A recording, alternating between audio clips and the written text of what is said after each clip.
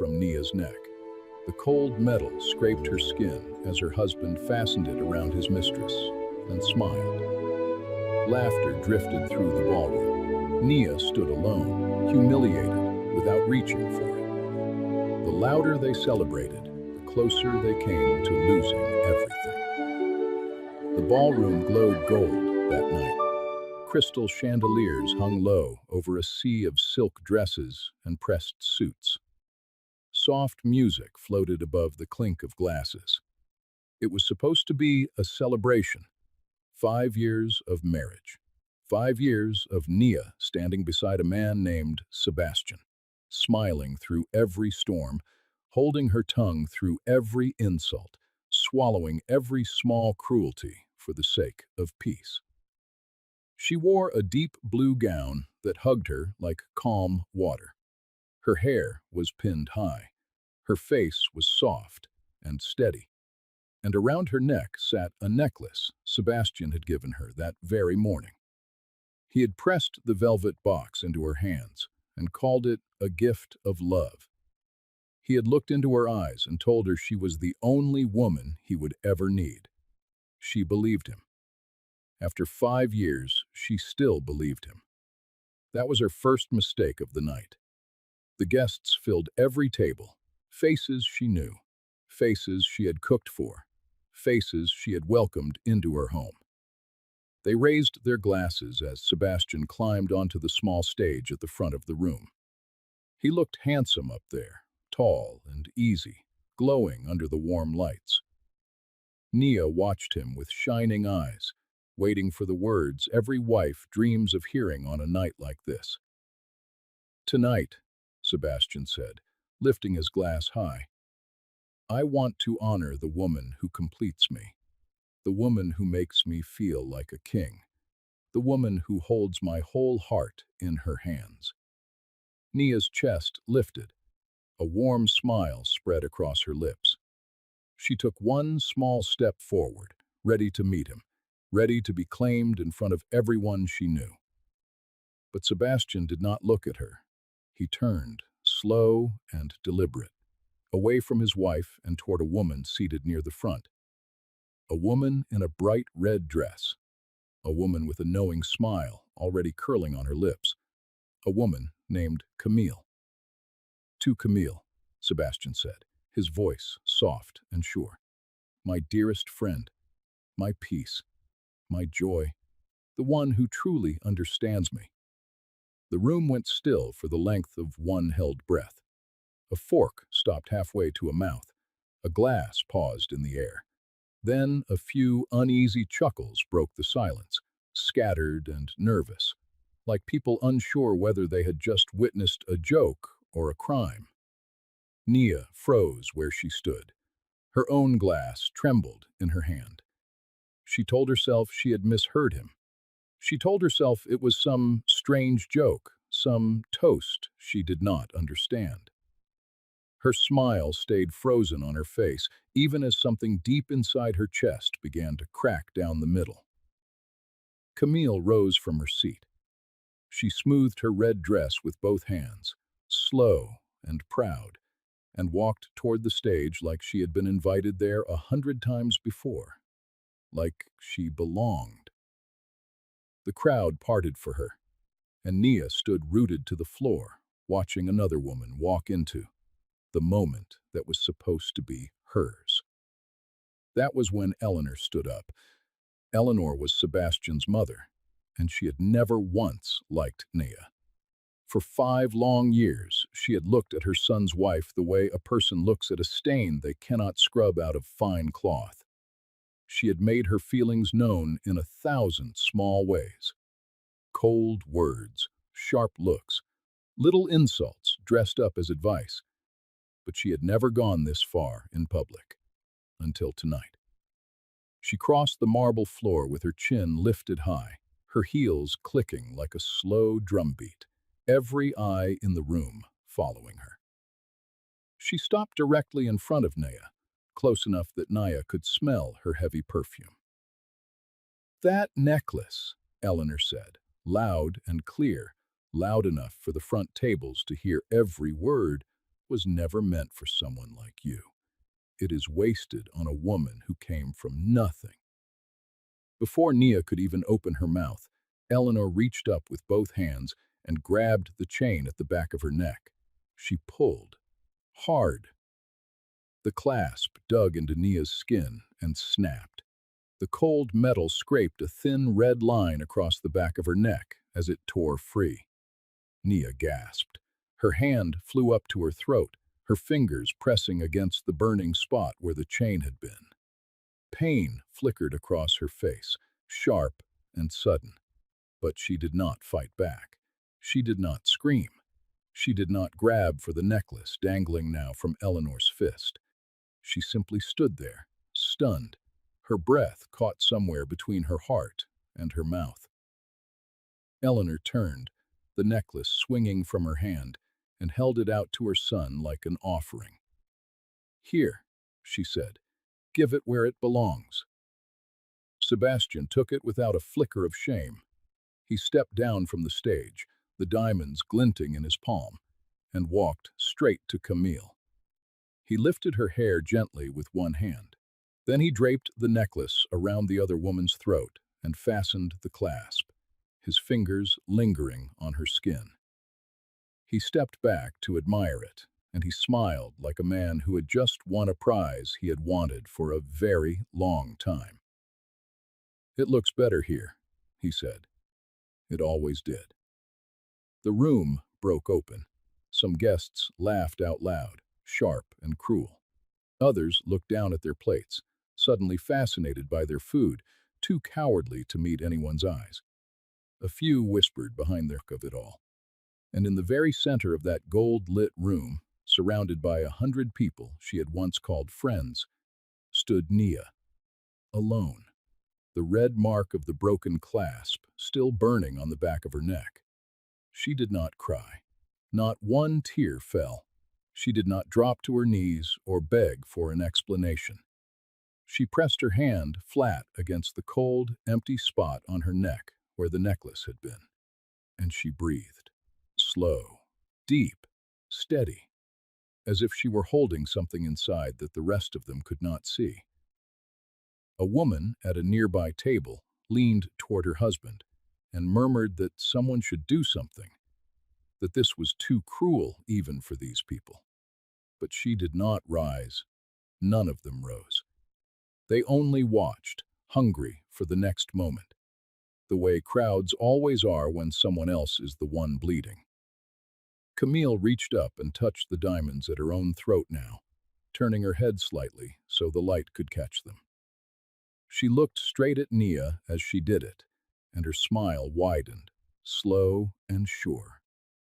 She wanted Nia to see. She wanted Nia to break. That was the prize she had truly come for, more than any man and more than any necklace. But Nia gave her nothing. No tears, no trembling lip, no begging. She only stood there, calm as still water, and that calm seemed to confuse them all far more than any scream would have.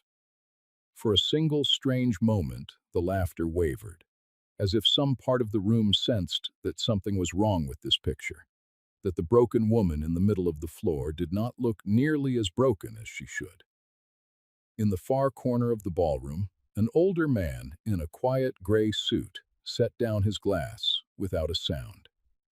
He had been watching the entire scene unfold, every cruel second of it.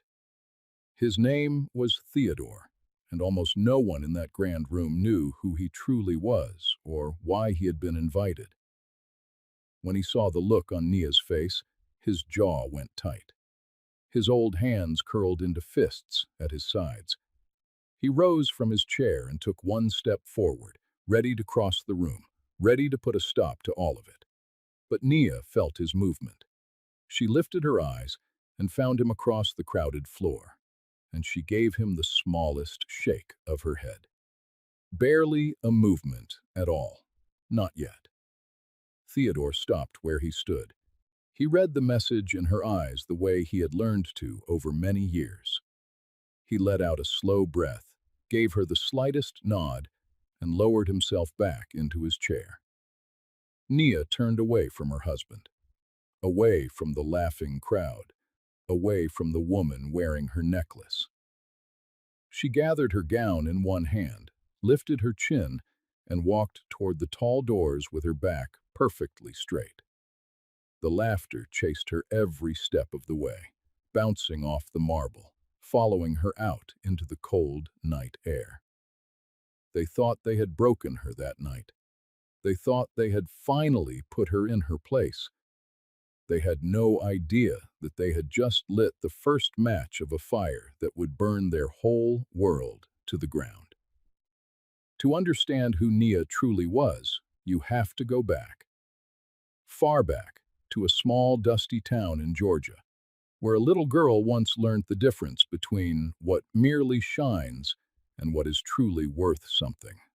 Her grandmother raised her in the back room of an old workshop, a narrow space that smelled of stone dust and machine oil, where the only light came through a single cracked window. There, before she was even tall enough to reach the work table, Nia learned to hold a rough stone in her small hands and feel for the hidden beauty trapped inside it. Her grandmother wore a pendant every single day on a worn leather cord, a single, uncut diamond, rough and gray, with nothing pretty about it at all. One quiet evening, Nia asked her why she had never polished it to make it sparkle like the ones in the shop windows. The old woman smiled and took the girl's hand. She pressed the rough stone into her palm and closed her small fingers around it. "A real diamond doesn't need to shine to be worth everything, child," she said. "It waits. It knows exactly what it is, even when nobody else can see it. You remember that. No matter what the world tells you, you remember what you are." Nia kept that pendant her whole life. She wore it under her gown that very night, hidden against her heart, while strangers laughed at her in a room full of gold. She had been the girl who gave away her first paycheck to a neighbor who could not pay her rent. The girl who believed loyalty was worth more than money, and that patience was a kind of strength most people never understood. That girl had never truly left her. She had only learned how to wait. After the gala, things did not get better. They got worse, far worse. Sebastian brought Camille into their home within the week. He called it temporary. He said she only needed a place to stay while she sorted out her troubles, that it was the decent thing to do. But Camille moved through the house like she already owned it. She draped her things over the furniture. She left her perfume hanging in every room. She gave little orders to the staff in a sweet voice and watched Nia from the corner of her eye, waiting to see if she would break. Nia did not break. She watched. She listened. She waited. In those quiet weeks, she noticed everything. She noticed how Camille whispered with Eleanor in the hallways, the two of them falling silent whenever she passed. She noticed the way Sebastian left his phone face down on the table now, the way he came home later and later, the way he no longer even bothered to lie well. She noticed the small things being moved out of the house, a painting here, a piece of silver there, slipped away quietly as if they thought she would not see. She saw all of it, and she filed each piece away in her mind, calm and patient, like a woman sorting stones by their true worth. Eleanor came around more often now, too. She rearranged the kitchen to her own liking. She moved the furniture. She spoke to the household staff as if Nia were not even in the room, as if she were a piece of the wallpaper. When Nia tried to speak, Eleanor talked right over her. When Nia entered a room, Eleanor would gather her things and leave it, wrinkling her nose like she had smelled something foul. "You should be grateful," Eleanor told her one morning over breakfast, stirring her coffee without looking up. "My son took you in when you had nothing. Nothing at all. You came from dirt, and he lifted you out of it, Don't you ever forget where you came from." Nia set down her cup. She looked at the older woman for a long moment.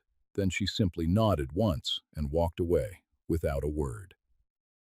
Eleanor mistook her silence for surrender. It was anything but. Later that same day, Eleanor went a step further. She gathered a few of Nia's things from the bedroom, dresses, small keepsakes, a framed photograph, and had them carried out to a guest room at the far end of the house, the smallest and coldest one. "Camille will be more comfortable in the main suite," she announced, not even bothering to look at Nia as she said it. "You understand. It only makes sense." Nia stood in the doorway of the little room and looked at her few belongings stacked on the narrow bed. She said nothing. She simply set down the rough pendant on the windowsill where the morning light could reach it, and she let them think they had pushed her into a corner. They did not understand that she had chosen that corner herself. Sebastian believed every poisonous word his mother fed him. In his mind, Naya was nothing more than a poor girl he had generously rescued from a hard life. A simple woman who depended on him for the roof over her head, the clothes on her back, the food on her plate. He never once stopped to wonder how their grand home was truly paid for. He never asked why the heavy bills always seemed to handle themselves so quietly. He never questioned where the money really came from. He simply assumed it was his. The way he assumed everything good in his life was his by right. One evening, he found her in the study and came to her with a thick stack of papers and a pen. He set them on the desk in front of her with an easy smile. "Just some paperwork, sweetheart," he said. "Nothing to worry about. Simplifying our finances, making everything easier for both of us. Sign right here, at the bottom of each page." Nia picked up the papers. She read them slowly, line by line, and she understood them far better than Sebastian could ever have imagined. These documents were not about simplifying anything.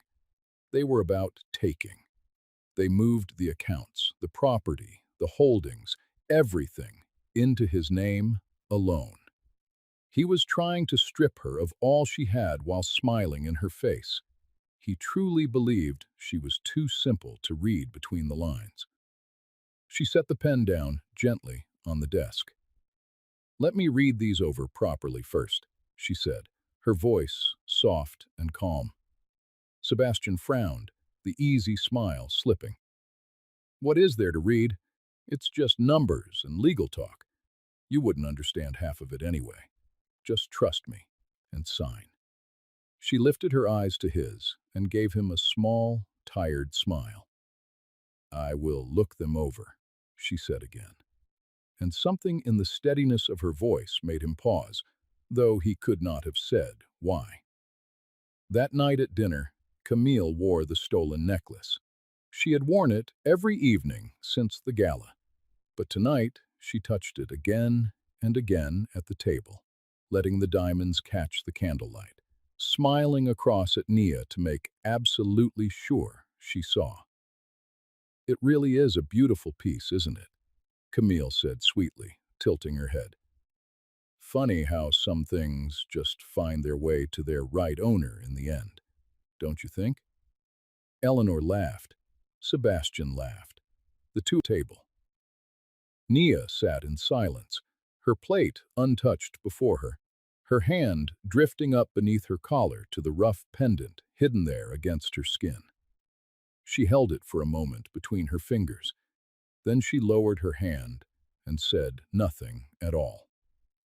The days that followed seemed to hollow her out from the inside. She began to move through the great house like a ghost, quiet and pale, drifting from room to room. She ate less and less. She stopped speaking unless someone spoke to her first. The light in her eyes dimmed down to almost nothing. To everyone who watched her, to Sebastian, to Eleanor, to Camille, she looked like a woman who had finally and completely been broken. That was exactly what she wanted them to believe. Because late one night, when the house had gone dark and silent and everyone else was deep in sleep, Nia sat alone in her room with the curtains drawn. She held the rough gray pendant up to the thin light of the moon and turned it slowly between her fingers, the way her grandmother had taught her so many years ago. Her face was calm. Her hands were steady. The broken woman they thought they had created was nowhere to be found. She reached for her phone and made a single call. A voice answered on the very first ring, as if it had been waiting for weeks. It was Theodore. "It's time," he said quietly. "Everything is ready. Every piece is in place. Just say the word." Nia closed her eyes. She drew in one long, slow breath, the kind of breath a person takes before stepping off the edge of something. And then she spoke a single calm word into the phone. "Begin." 3 weeks passed in near silence. The whispers about Nia faded from the dinner tables and the phone calls. The story grew old, replaced by newer gossip. And in that quiet, Sebastian grew bolder. Camille grew comfortable. Eleanor grew proud and sure of herself. The three of them believed the story was finished, that they had won, that the poor, broken wife had simply faded into the background of their bright new lives. The story was not finished. It had only just truly begun. Word began to spread through the city of a grand event coming soon, the unveiling of a brand new flagship diamond collection by one of the most powerful and secretive jewelry houses in the entire country. It was the kind of event that drew everyone who mattered: the press, the investors, the old money and the new, the powerful and the proud, all gathered together under one glittering roof for a single, dazzling night.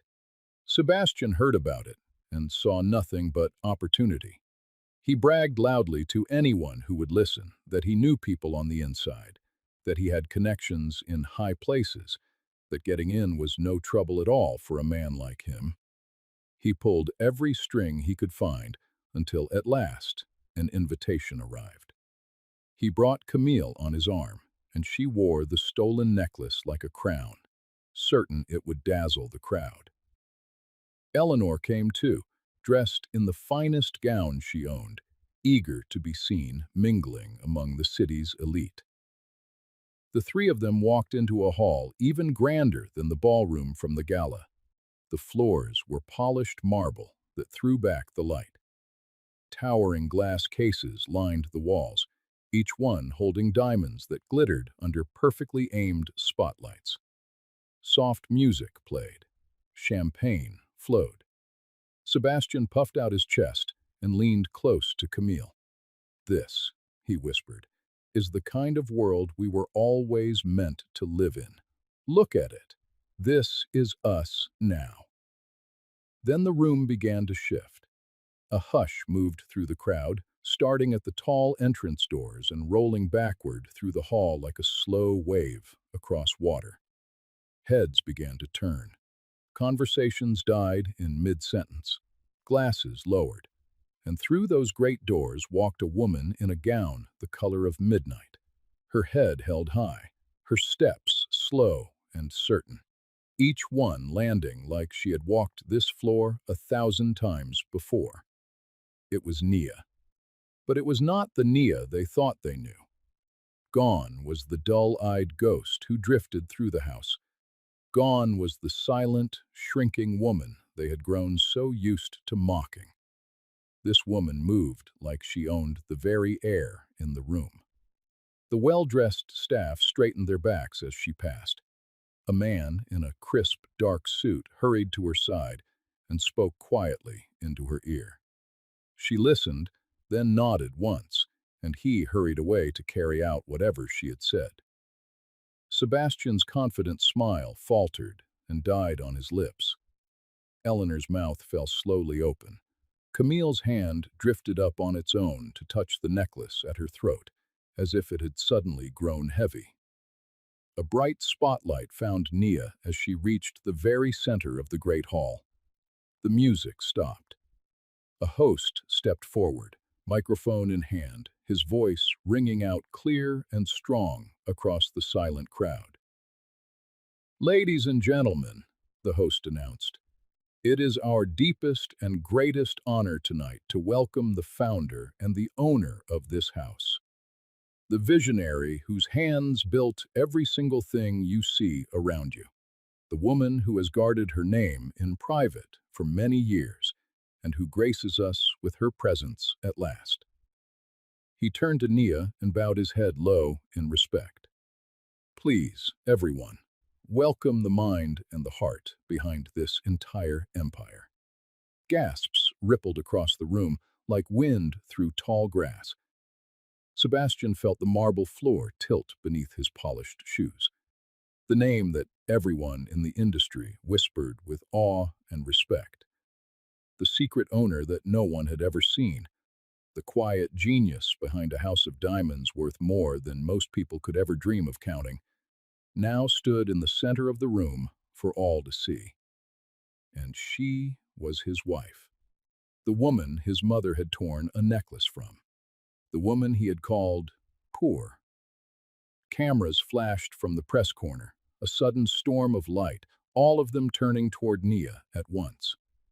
Reporters who had spent years trying to put a face to the empire scrambled forward, calling her name, desperate for the photograph the whole industry had wanted for a decade.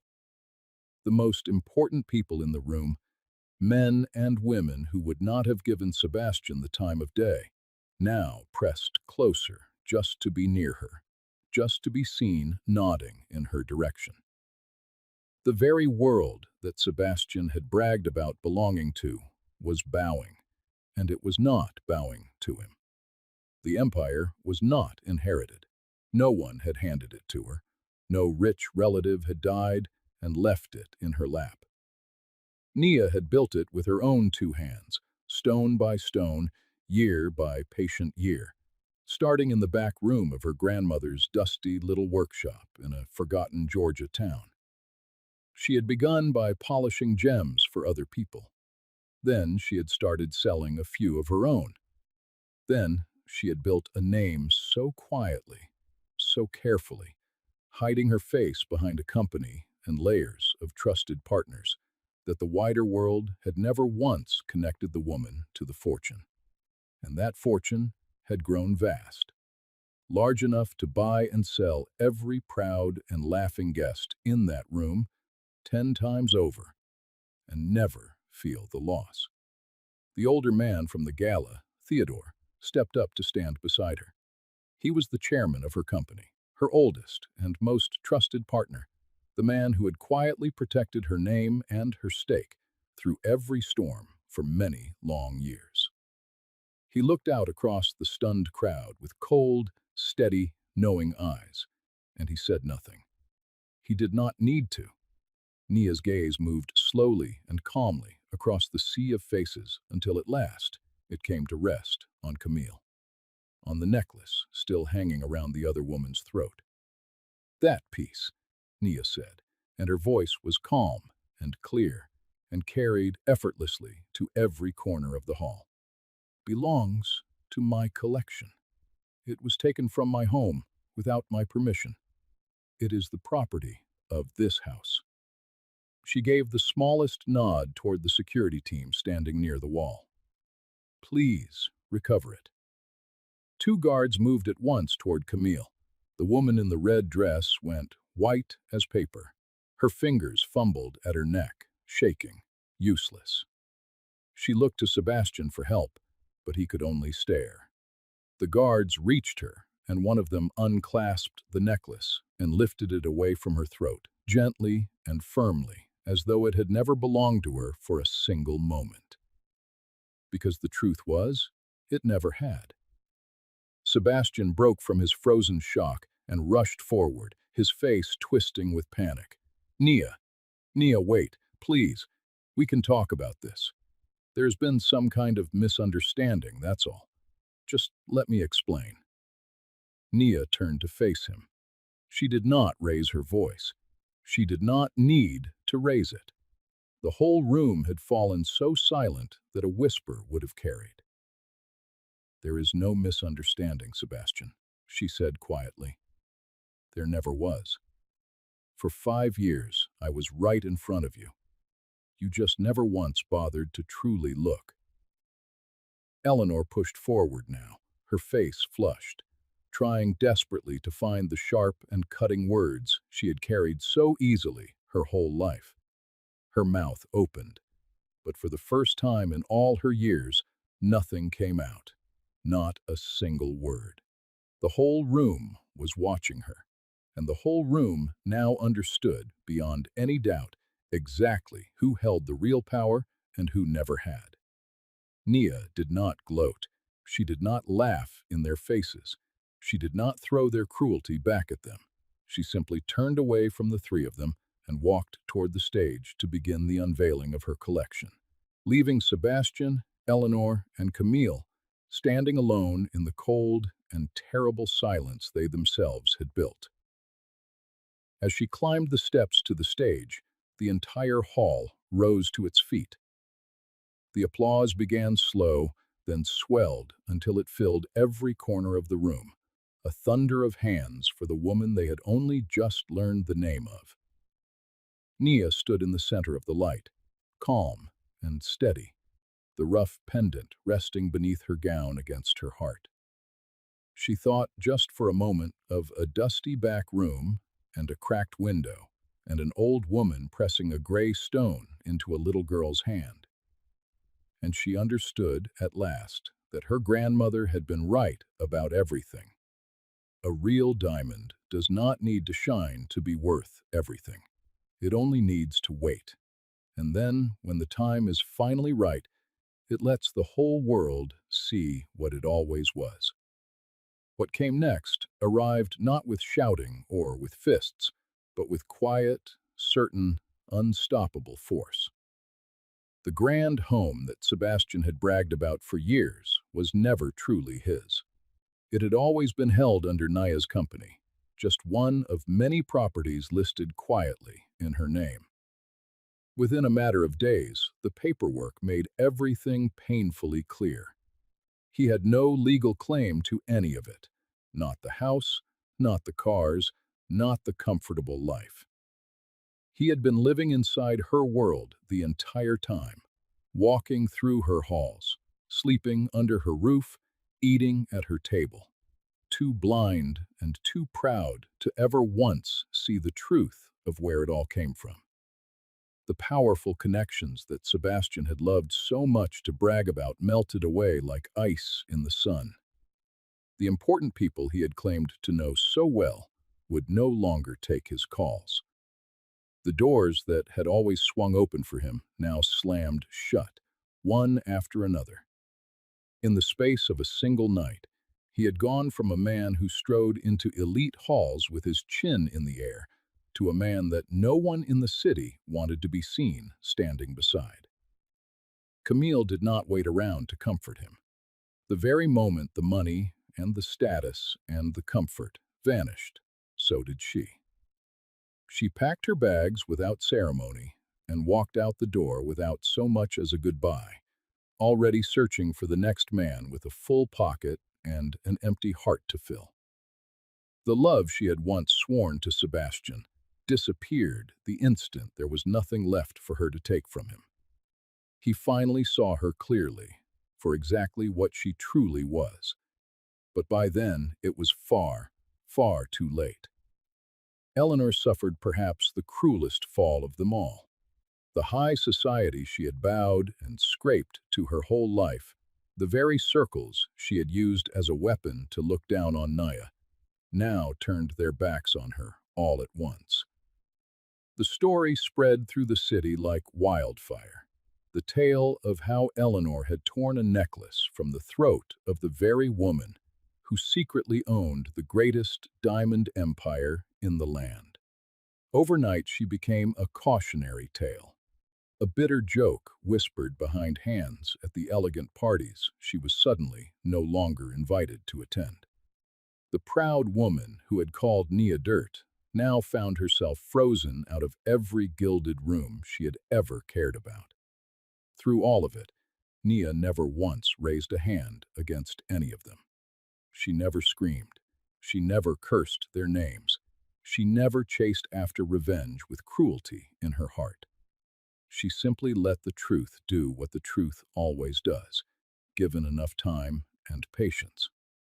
She let the contracts speak. She let the ownership speak. She let her quiet authority and everything she had so patiently built speak for her, far louder than any angry words ever could. Justice did not come from her fists. It came from the long, careful work of her own steady hands. Sebastian tried, in the weeks that followed, to reach her. He sent letters.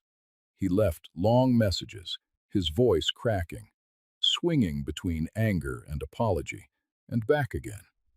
He stood outside the gates of a property he no longer had any right to enter and called her name into the dark.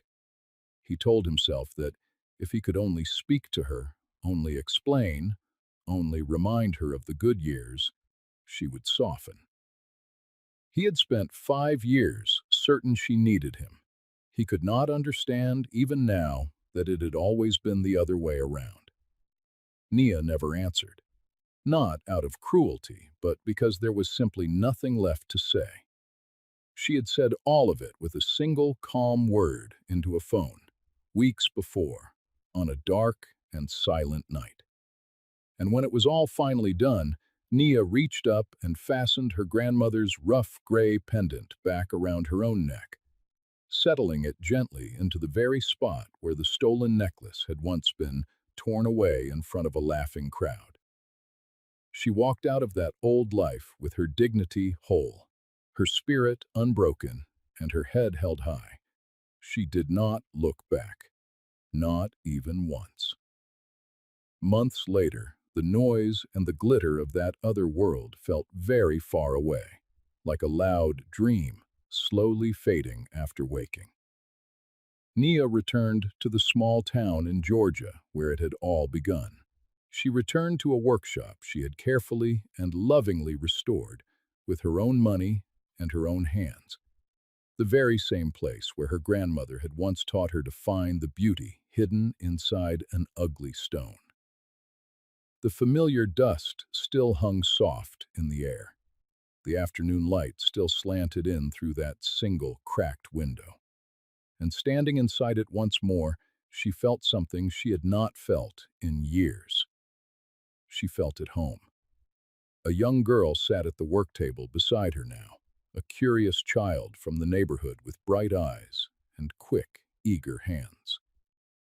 Nia placed a rough, uncut stone into the girl's small palm and gently guided her little fingers across its surface, the same way her own fingers had once been guided long ago.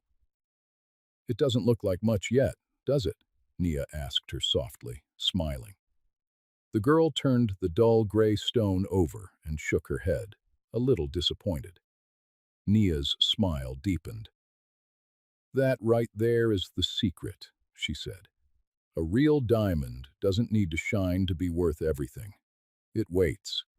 It knows exactly what it is, even when nobody else can see it yet.